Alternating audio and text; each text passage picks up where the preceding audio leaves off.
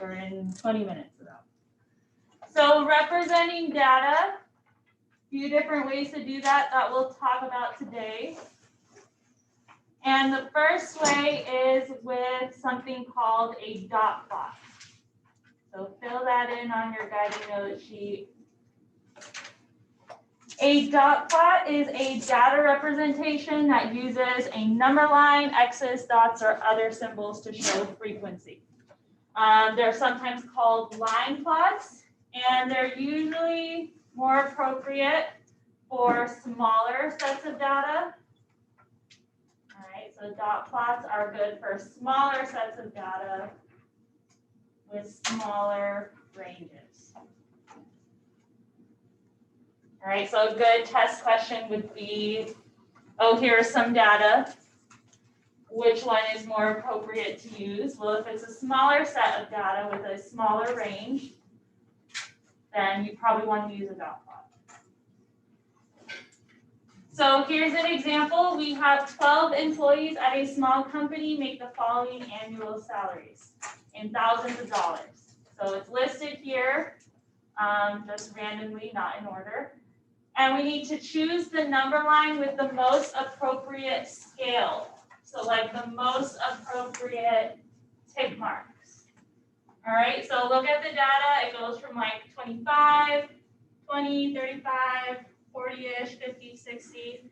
With this top number line be the best scale? All right, why not the top one? Because it goes to 100. It also starts at 0, so it's too big of a range. So for the explaining reasoning, I would say too big of a range. All right, remember range is like biggest number minus your smallest number.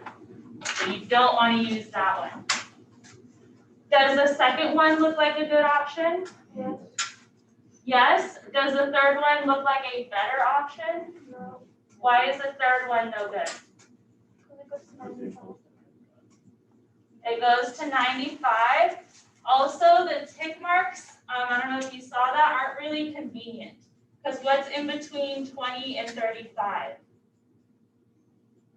Like a weird number, right? Yeah. It's like, what, like 9? I don't even know. It's just a weird number. It's not convenient for plotting our data.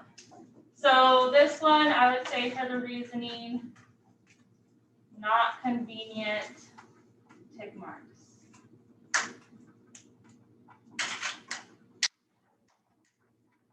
All right, so the one that would probably be the best to use, you guys are right, is this middle one. All right, another good potential test question.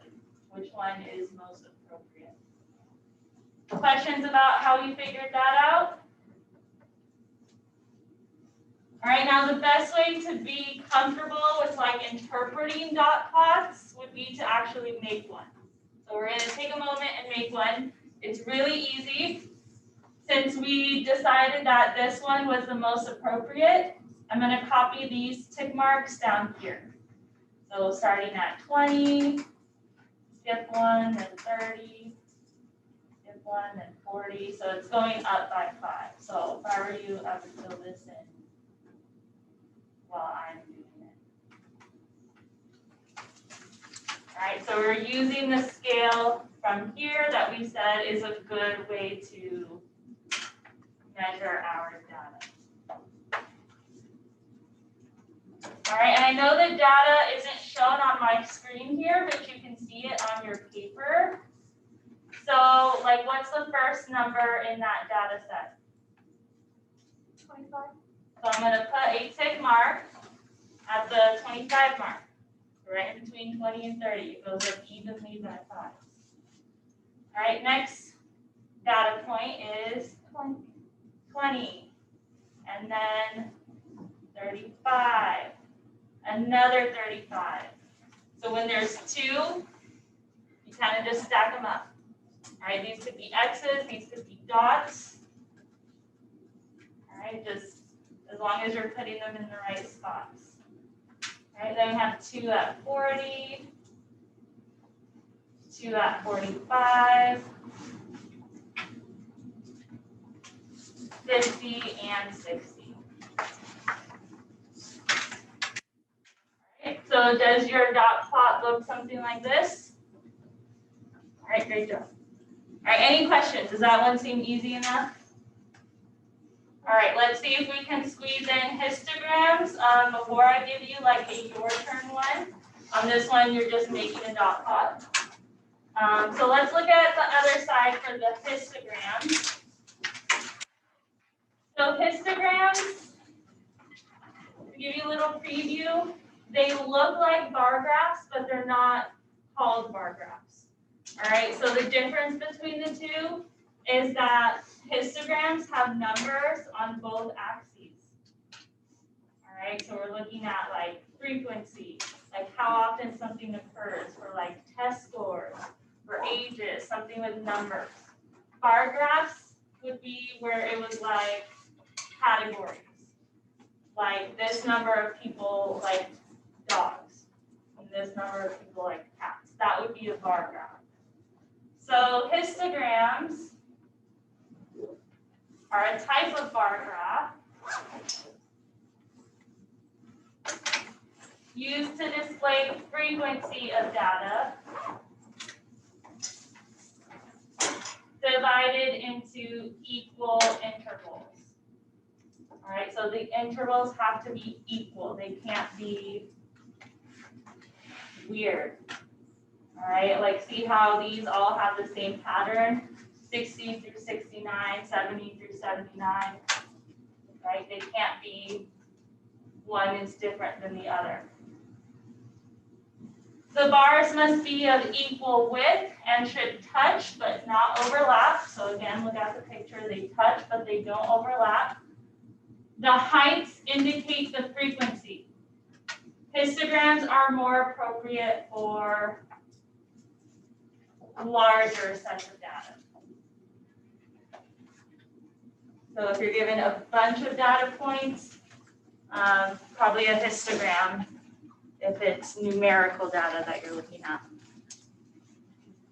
All right, so now let's answer some questions about this histogram that we're given. So look at the histogram of scores on a math test, so over here. Which axis indicates the frequency? So you have your horizontal axis, which is normally your x-axis, and your vertical axis, which is normally your y-axis. Which one indicates the frequency? The y-axis, good. I know that because it says it right on the axis. Sorry, this thing doesn't work. Yes? Yes. All right, so the vertical axis or the y-axis shows the frequency, and we know that because it says it right here. The other axis, which is the horizontal axis, what does that tell us? Test scores. Good, it tells us the test scores. And I know that because it's labeled down here.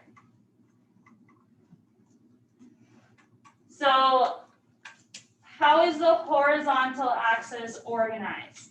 So how many different test scores go in each category?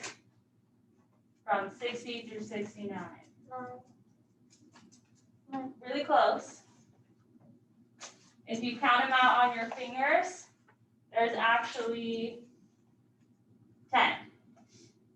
Right? Because you're counting 60, 51, 52, 63, 64, 65, 66, 67, 68, and 69. All right, so that's actually 10 different test scores there. Does that make sense? Sorry, it's not 9. So if you start from 60. Yes, because if I scored exactly 60, I would go in this category. So 60, which is kind of like the 0, and then the 1, 2, 3, 4. All right. And then how many students, based on this frequency table, based on this histogram, how many students had scores in the first interval, 60 through 69? 3, good. Because it's right in the middle of 2 and 4. So it must be 3 since you can't have like a decimal of a student. All right, how many had scores in the 70 through 79 interval? 9.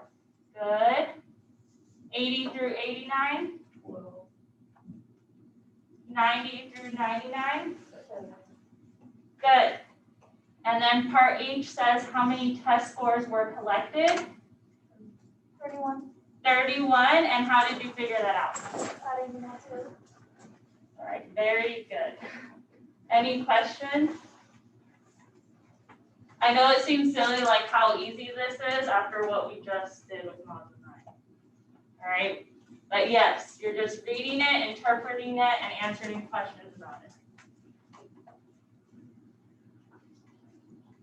So if I said how many students passed, and maybe like 60% is the first passing grade, you would tell me 31 students passed. Or how many students got an A, you would tell me 7 students got an A. All right, questions? So then the best way to kind of sum all this information up and prove that you know it would be to make your own histogram down here. All right, so we have listed are the heights of players in inches on a basketball team.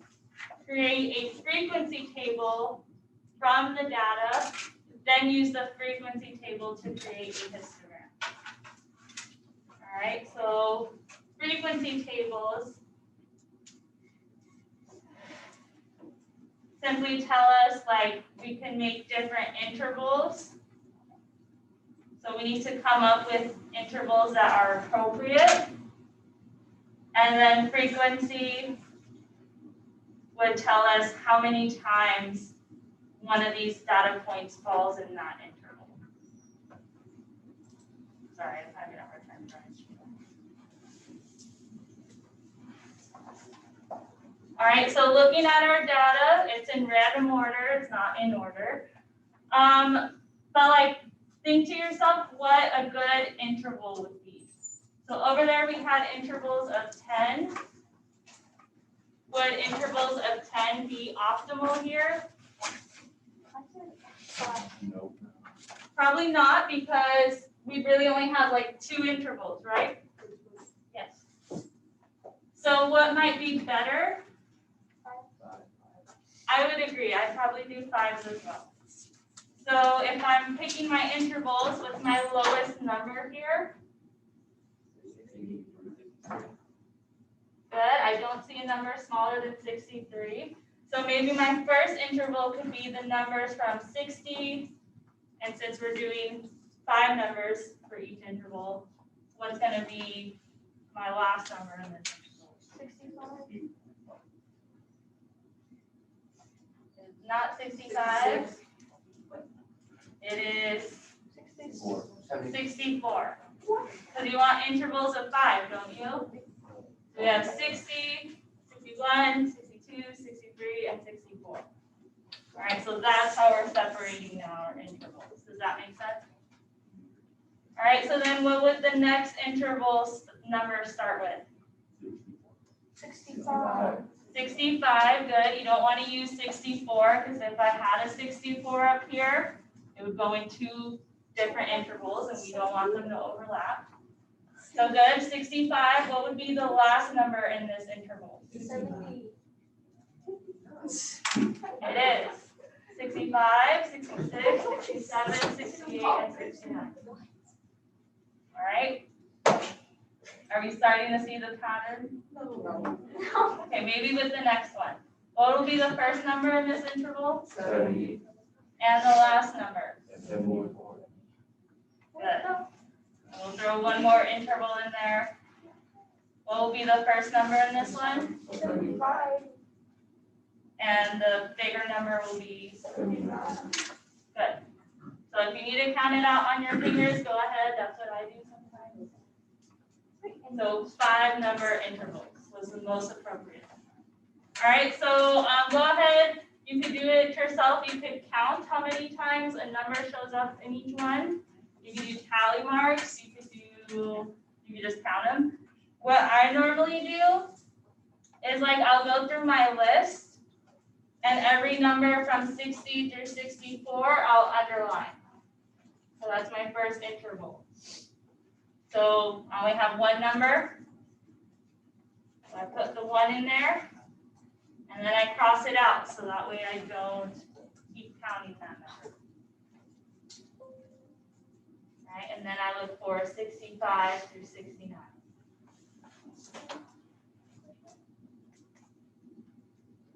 Right, we got 4 in that category.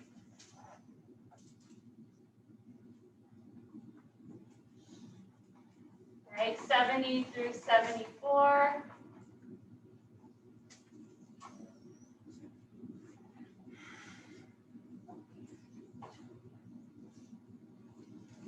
Right, I counted 7.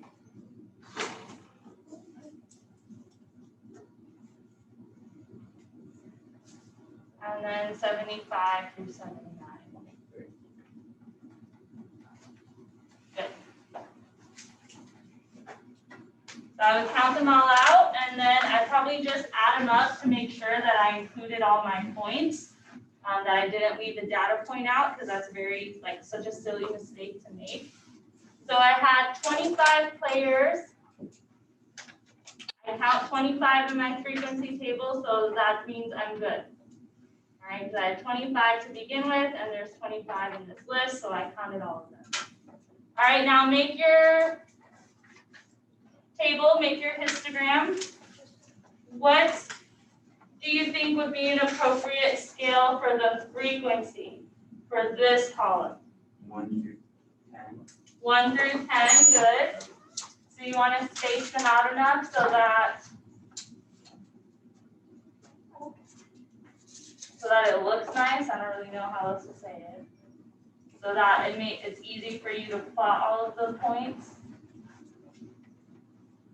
All right, so 1 through 10 is an appropriate scale.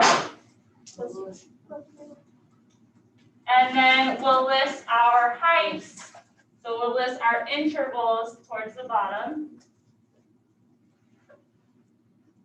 So like 60 through 64, and I write really big.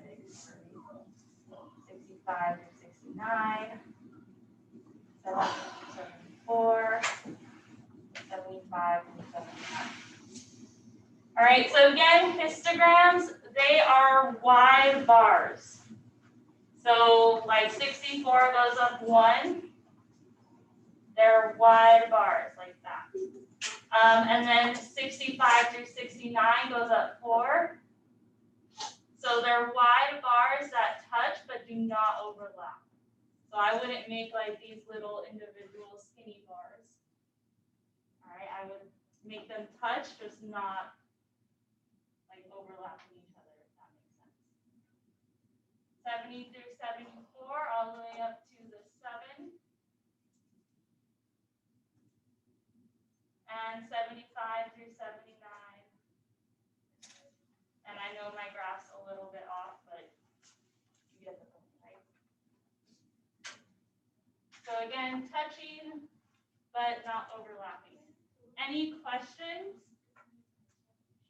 All right, feel free to try your turns or to see if Schoology is working by now. I'm not sure. I need to take attendance, so that's what I'll be doing. If you have questions, let me know.